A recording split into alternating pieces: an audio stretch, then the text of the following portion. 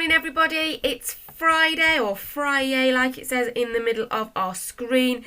It is brilliant to have you back for some learning this morning, and we are going to be going through it really quickly. Today is Friday the 3rd of April 2020, and this is the learning for year 3 and year 4. Happy Friday to you all. So, yesterday, I got you to put your thinking caps on. This was a nice, easy one, as long as you read it. The brain teaser yesterday was: a farmer has 19 sheep on his land. One day a big storm hits and all but 7 run away. How many sheep does the farmer have left? And well done to all of those people who emailed their teachers to let them know. You were exactly right. It was super easy because it says it in the text, doesn't it? So there were 7 sheep left when all of the others ran away. So well done to everybody who managed to answer that. This morning's timetable is our maths fluency. So we're going to be doing another set of activities to develop your maths skills. We've then got our spelling tests, which we've been working on those words for the last couple of days. We've got some reading together. It's another fable, which is exciting for us to read. We're then writing our own fables. I've got a bit of a video challenge for you and a brain teaser coming up as well. So, starting off our learning this morning with our maths fluency. So, as you're really used to now, I'm sure, can you have a go at each of the different sections? Sections 1 to 6. You'll need to pause the video, have a go, and then come back to me once you're ready. Pause the video.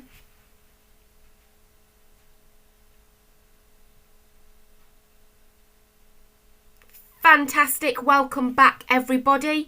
I hope you've managed to complete all of those activities. I had some more tricky ones in there today. So I am hoping that you were able to complete them.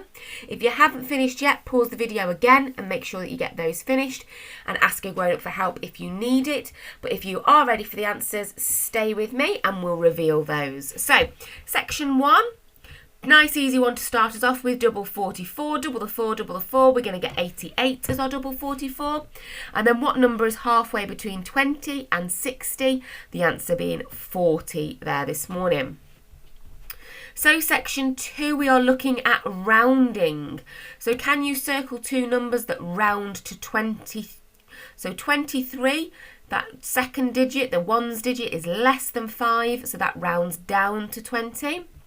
And looking over here at 18, our tens digit is more than 5, so it goes up to the next 10, which is 20 there as well. So the next question, circle 2 numbers that round to 30. We've got 32 because the 2 rounds it down to 30.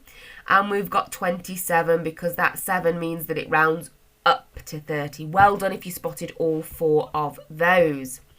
Section 3 this morning. What is half of 40? Answer being 20, another nice easy one for you. And then a subtraction sum. Find the difference between 248 and 159. I'm hoping that you did a subtraction of 248, take away 159. And if you did all of your exchanges correctly, you should have got an answer of 89. If you didn't get the answer right first time, remember to pause the video and have another little go now we've talked about how to complete it. On to section 4 then. There are 3 cakes in a packet. How many packets does Jess need if she needs to buy 10 cakes? Well, if we were buying 1 packet, we'd have 3. 2 packets, we'd have 6. 3 packets, we'd have 9, which is not enough. So we'd need 4 packets and there'd be 2 cakes left over. But our answer is 4 packets. You might have put 4 remainder 2. Okay, section 5. Write the numbers that the arrows are pointing to. Super simple here. It's pointing to the number 80. It shows us there. This one's the number between 90 and 100, which we all know is 95. The final section is some addition and subtraction this morning. So that's 145 add 40. Hopefully this was something that you could do in your brain and you didn't need to write it down, because we're adding 4 tens to the tens column, so it's 185. And 95 minus 30, again we're taking 30 away from our tens column to give us 65. Hopefully you got on okay with those this morning. If you did get any wrong, do pause the video, have another little go at them now you've talked them through, and see if you can get them right a second time. If you've got them all right, then stay with me and we will move on to our spelling test this morning. So I talked to you yesterday and the day before when we were practicing that OU, making an sound, and today we've got our spelling test. So you will see on the board that I have 10 sentences for you. These are all linked to your spellings and we are going to go through them one at a time. I'm going to read them out to you with the missing word in, with the spelling in it. What you'll need to do is pause the video after each one so that you can write it down. I'd like you to write down for me the whole sentence, not just the missing word. So let's get started. Okay, so number one. Number one is I liked living in the country. I liked living in the country. So pause the video and write down that sentence.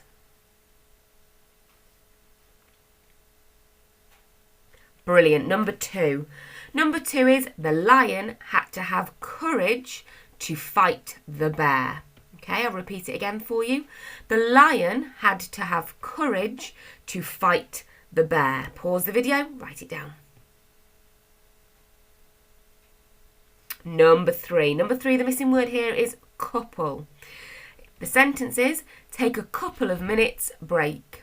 Take a couple of minutes break.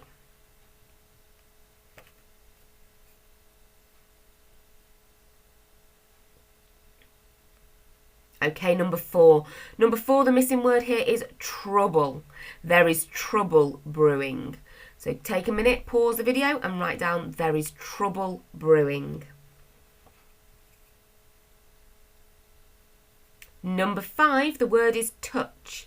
Don't touch the flowers. Don't touch the flowers. Number six. Number six is I was allowed a double scoop for my ice cream. I was allowed a double scoop for my ice cream.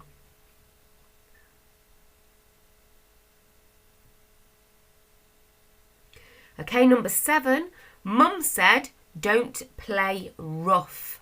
Mum said don't play rough.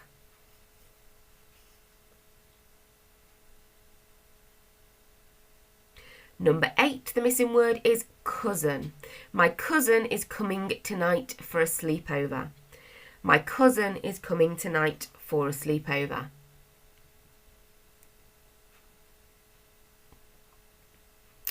Number nine, the missing word is tough.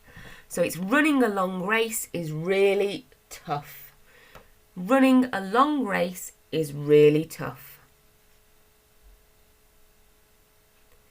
And finally, the last one for our spelling test is you are too young to watch this movie.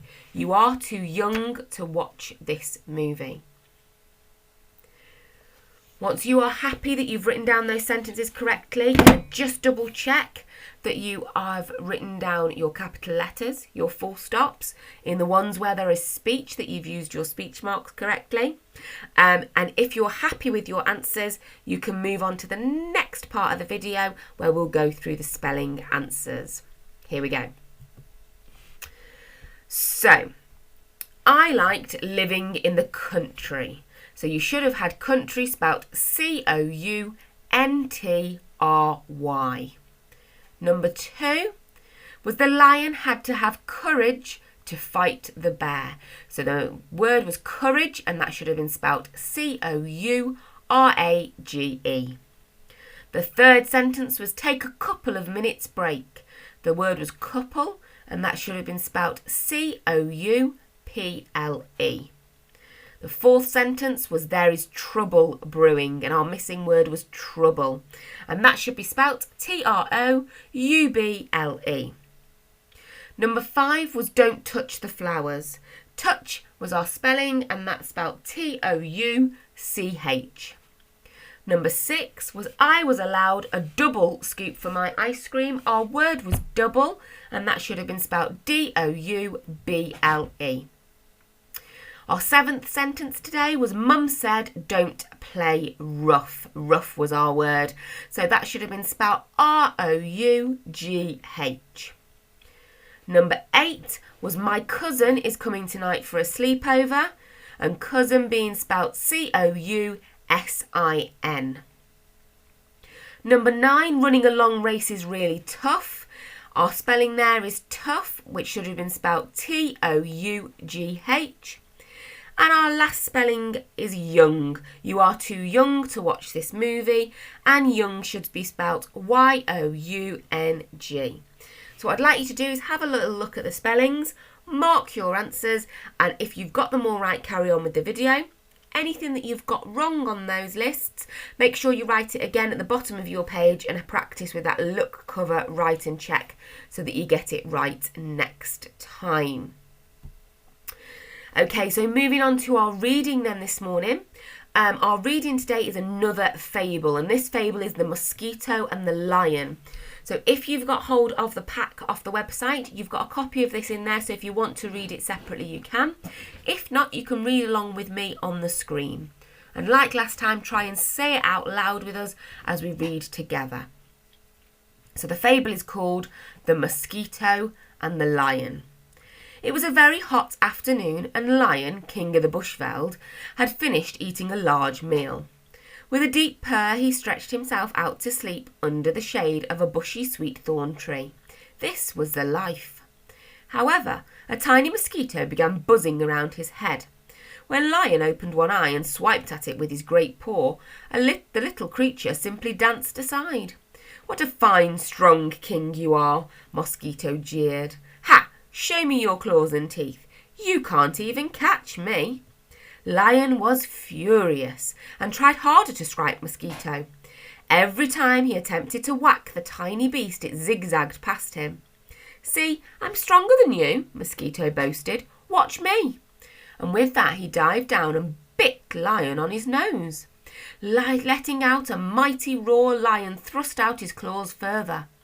But instead of catching the little fellow, he scratched the skin on his own nose. As he bled, the stinging was much worse than Mosquito's bite. Mosquito shrieked with laughter. "What did I tell you? Wait till everyone hears about this." However, the little fellow did not get very far. Hurrying to boast of his victory, he flew into a spider's web, and the spider stretched out to swallow him. "Eesh! But I'm stupid," cried Mosquito with his last breath. "I conquered the king himself, but I am defeated by a mere spider." Pride comes before a fall. So let's have a look at our questions for today. So our questions for today are: what is the moral of the story and what does it mean? How was the lion feeling when he stretched himself out to sleep under the tree? Why couldn't the lion catch the mosquito? What does the word boasted mean? What does this tell us about the mosquito's character? And which character was foolish in the story, and how do you know this? So what I'd like you to do is, in your exercise book, write down the title of our story, which is The Mosquito and the Lion. And then what I'd like you to do is have a go at each of the questions. What you are going to need to do is have a go at a question, and then go back in the video or read it in your pack so that you've got the words at the same time. So if you answer those questions, then come back to me and we'll go through the answers. So pause the video now.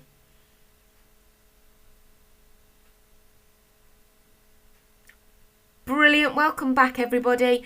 We're going to go through the answers to our questions. So, what is the moral of the story and what does it mean? So the moral of the story was written at the bottom of the story, and it was called, and the moral was, pride comes before a fall. So hopefully you talked to somebody at home and tried to work out what that means. And what it means is, if you think you're super important or that you're better than other people, that something will soon happen to make you look a little bit silly. So our mosquito in our story felt that he was really much better than the lion, and then he went and flew himself into a spider's web and got himself eaten, so he made him look silly. Question number 2, how was the lion feeling when he stretched himself out to sleep under the tree? Well, it tells us that he got a full belly, so the lion was feeling full and satisfied when he stretched himself out to sleep under the tree. He was quite happy with himself at that point. Number 3, why couldn't the lion catch the mosquito? Well, the lion couldn't catch the mosquito because the mosquito was too small and too fast, and he kept flying away. So I'm hoping that you put one of those answers down for that one. Number 4, what does the word boasted mean, and what does it tell us about Mosquito's character? So the word boasted, I'm sure you've heard before, but it means that the mosquito was showing off to the lion. He was being mean to him. So that shows us that Mosquito was unkind. And which character was foolish in the story, and how do you know this? We know that the mosquito was foolish because he got caught in a web at the end of the story. So pause the video now, have a look at my answers, have a look at yours, talk to a grown-up if you need to, and mark your answers.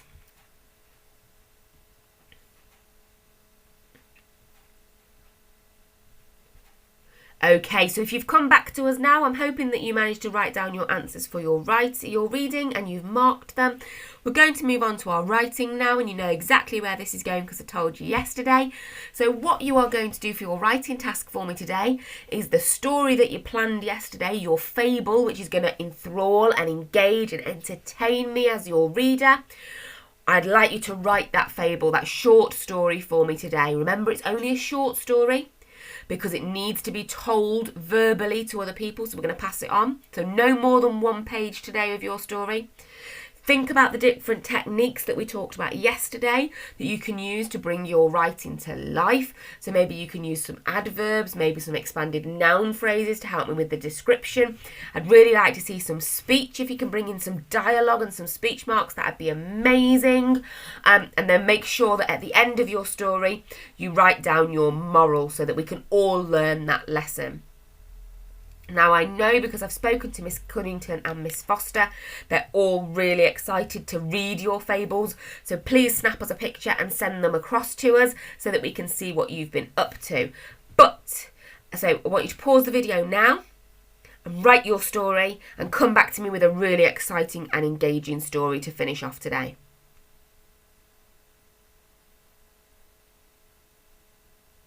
Fantastic. I hope you've all been absolutely brilliant at writing your stories. Little bit of something extra for you today. Remembering that our fables were normally passed on from one person to another person, and they were always told verbally. We used to say them rather than write them down. We would love to hear from you reading your story. Maybe you could ask someone at home to take a little video of you while you're reading your story out loud, and then we can share them on the website with your other classmates so we can all listen and learn our different morals from our stories. And if you really want to go to town with it, include your family, do some actions, bring some props and turn it into a real show for us. If you want to email your videos, that's year3@redbrookhayes.staffs.sch.uk or year4@redbrookhayes.staffs.sch.uk, and we would absolutely love to hear your videos as well as see them. Remembering to email them to us once you've finished. So final little bits from me today. Don't forget that Times Table Rockstars Battles, girls and boys, it's coming down to the wire. It's so close. We'd really like you to get involved. Don't forget to quiz on your accelerated reader. And a particular one from me today.